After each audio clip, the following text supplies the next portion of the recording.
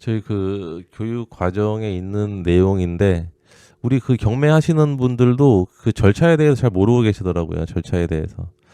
예, 제가 절차에 대해서 한번 간단하게 설명을 드리고 갈게요. 그래도 나름 경매를 한다고 하는데 절차에 대해서도 어느 정도는 알고 있어야죠. 알고 있어야 돼요. 우리 첫 번째로 이제 경매 신청을 하게 됩니다. 경매 신청을 하게 되는데 경매 신청은 보통 이제 채권자가 하게 돼요. 이게 지금 마우스라 글씨가 잘 안 써지네요. 예, 채권자가 하게 되는데 잠시만요. 그냥 제가 여기다가 쓰면서 할게요. 쓰면서. 또. 보통 경매 신청 이제 채권자가 하게 됩니다. 채권자가 하는데 이제 채권자가 할 때는 송달료 그리고 감정 평가 비용 그리고 경매 비용을 지불을 하고 경매 신청을 하게 돼요. 그리고 이제 법원에서는 이게 경매를 진행해야겠다. 그렇게 되면 경매 개시 결정을 하게 되는데요. 경매 개시 결정을 할 때에는 우리가 등기부 등본에 경매 기입 등기를 하게 됩니다. 그렇죠? 경매 기입 등기를 하죠. 법원에서 등기소로 명령을 해요. 기입 등기를 하라고. 이제 등기 촉탁이라고 하는데 촉탁을 하게 되는 거예요. 그리고 경매 개시 결정과 배당 요구 종기 결정일 사이에서는 이제 법원에서 집행관이 현황 조사를 하게 됩니다. 이 사이에요. 이 사이에 현황 조사와 감정 평가를 하게 됩니다. 그래서 집행관이 현장 가서 부동산 내부도 살펴보고 점유하고 있는 임차인하고도 대화를 하는 거죠. 그래서 이제 현황 조사서 이제 감정 평가를 이때 해요. 이때. 그래서 이때 한 자료가 나중에 매각 물건 명세서에도 쓰이는 겁니다. 그래서 우리가 경매 검토할 때는 현황 조사서도 상당히 잘 봐야 되고 감정 평가서도 상당히 잘 봐야 돼요. 그리고 2단계에서는 배당 요구의 종기 결정 및 공고를 해요. 그러니까 채권자한테 돈 받을 사람 있으면 배당 요구를 언제까지 하세요. 라고 법원에서 이제 송달을 하는 거죠. 문서를 송달을 합니다. 그러면 채권자들이 이제 배당 신청을 하게 됩니다. 이 배당 요구 종기일이 중요한 게요. 우리는 보통 이제 다른 압류권자나 뭐 가압류권자는 크게 신경 쓸 건 없지만 임차인이 이 배당 요구 종기 결정일 안에 배당 신청을 해야 이제 선순위 임차인 같은 경우에는 배당 받고 나가던 이제 이렇게 되는데 선순위 임차인이 배당 요구 종기일 이내에 배당 신청을 하지 않으면 이분은 배당을 받지 못하기 때문에 낙찰자가 다 인수를 해야 된다. 그리고 그 전에 임대인의 지위를 승계를 하기 때문에 계약갱신 요구권이라든지 남은 임차 기간을 전부 다 보호를 해줘야 되는 거예요. 그리고 우리 그 임차권 등기한 임차인들 많잖아요. 이 경매 개시 결정일 전후로 나누게 되는데요.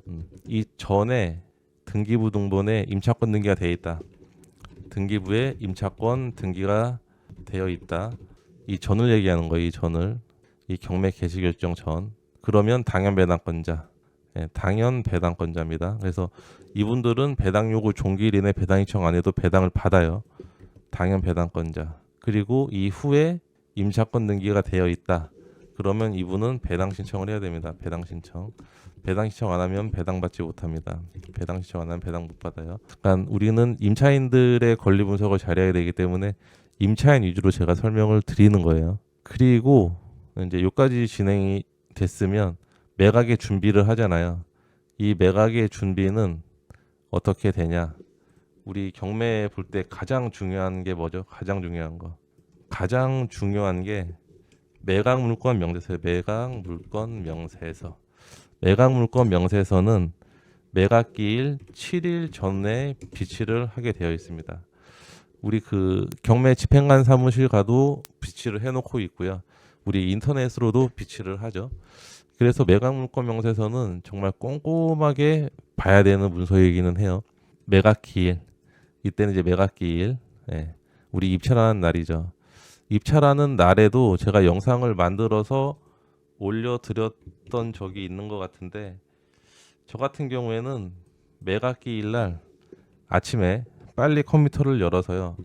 등기부, 건축물대장, 매각 물건 명세서 매물정이라고 할게요.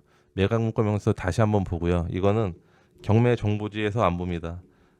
대법원 홈페이지, 대법원 경매 홈페이지에 들어가서 봐요. 그리고 현황조사서도 당연히 봐야 되고, 일단 이 세 가지는 입찰 당일날 꼭 발급을 받고 입찰에 참여를 하세요. 등기부등본이 달라지는 경우는 거의 없는데, 그래도 우리가 검토했을 때랑 경매 정보지에서 등기부등본 올렸을 때는 정말 몇 달 전에 등기부등본인데 그 사이에 업데이트된 내용들이 있을 수 있어요. 그럼 그런 것들도 한 번쯤은 확인을 해봐야 된다. 건축물 대장은 왜 봐야 되냐? 위반 건축물로 등재가 안 돼 있었는데 그 사이에 위반 건축물로 등재가 될 수도 있어요. 그래서 보는 거고, 매각물건 명세서는 7일 전에 비치를 하지만 이제 또 변경된 내용이 있지 않을까, 그래서 매각물건 명세서를 봅니다. 매각물건 명세서가 잘못됐으면 매각 불허가 신청하면 다 받아줘요. 그러니까 매물장이 그만큼 중요한 거예요. 그리고 이제 우리가 낙찰을 받았어요. 이때 낙찰을 받았다. 그럼 매각 허부 결정, 이제 매각 허가 결정을 하게 되는데 법원에서 이게 7일이에요. 7일. 7일 동안 매각 허가 결정을 하게 됩니다. 매각 허가 결정이란 이 매각 절차에 문제가 없었는지 그거를 검토를 하는 거예요. 판사가. 보통 사법보좌관이 하죠. 그리고 매각 허가 결정이 나면 또 이제 매각 허가 확정까지 7일이 있어요. 7일. 이 7일은 어떤 기간이냐? 이 7일은 이 이해 관계자들한테 이의 신청을 할 수 있는 기간을 7일 줍니다. 이해 관계자한테 이의 신청할 수 있는 기간을 7일을 줘요. 이렇게 줘서 이제 이때가 14일 동안 최종으로 결정을 하는 거죠. 이제 매각 허가 확정이 나면 매각 허가 확정 난 3일 안에는 대금 납부 통지서를 낙찰자한테 발송을 합니다. 그래서 보통 매각 허가 확정이 나고 잔금 기일까지는 30일, 한 달 정도 줍니다. 한 달. 그러면 지금 제가 여기까지 설명을 드렸는데, 그러니까 이 위로는 몰라도 크게 문제는 없어요. 어차피 뭐 보면 되는 거니까. 근데 내가 낙찰을 받고 7일 동안 어떤 과정이 있고 또 7일 동안 이의 신청을 받고 대금 납부 기한은 언제까지다. 이런 건 알고 있어야 되잖아요. 낙찰 받고 최종 잔금 내기까지는 6주의 시간을 준다. 그럼 우린 6주 동안은 대출을 열심히 알아봐야겠죠. 그죠? 대출을 열심히 알아봐야 됩니다.